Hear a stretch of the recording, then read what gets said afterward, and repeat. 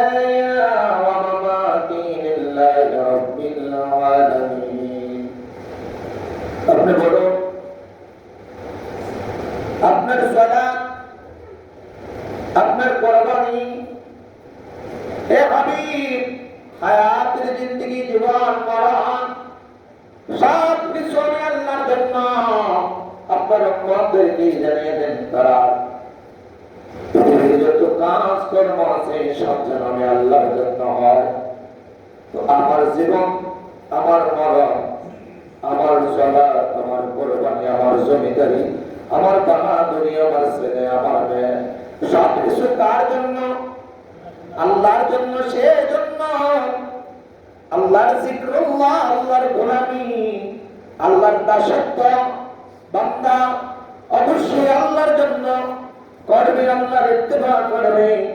এজন্য জিক্রুল্লাহর মধ্যে আল্লাহর নবী বলেন, মাসালুল লাযী ইয়াযকুরু রাব্বাহু ওয়াল্লাযী লা ইয়াযকুরু মাসালুল হাইয়্যি ওয়াল মাইয়্যিতি। রাওয়াহু শাইখান।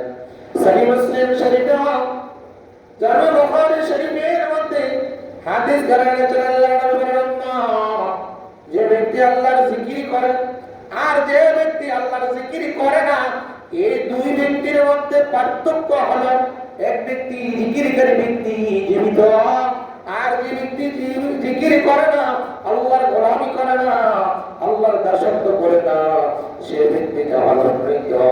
এবার জিন্দা আর মুর্দা পার্থক্য আছে কিনা? নাই। জিন্দা ব্যক্তি দুনিয়ায়, মুর্দা ব্যক্তি আলমে বারজাখ। তো এই ফয়সালা দিলে হবে না।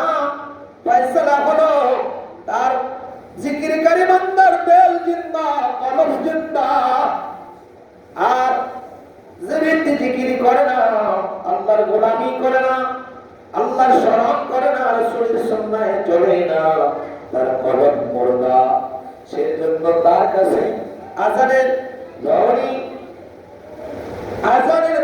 কোরআনের তেলাওয়াত, আল্লাহর আনুগত্যের নির্দেশনা তার কলবে কানে পৌঁছায় না। মুর্দাদের হওয়ার কারণে আর জিন্দা দিলওয়ালা আল্লাহর বান্দা যারা প্রতিদিনের 5 ওয়াক্ত নামাজের আযান শোনার পরে তার কলবে অশান্তি শুরু হয়ে যায়, জুমার আযান পড়লে অশান্তি শুরু হয়ে যায়, জিকিরের আওয়াজ, মিলাদের আওয়াজ, দুরূদের আওয়াজ, আল্লাহর জিকিরের আওয়াজ যখন তার কলবে ফিরে লাগে, কানে যায়, বান্দা মাতওয়ারা হয়ে যায়, আল্লাহর জিকিরে মশগুল হয়ে যায়। একটু চিৎকার করে সুবহানাল্লাহ। এখন মুর্দা দিলওয়ালা হতে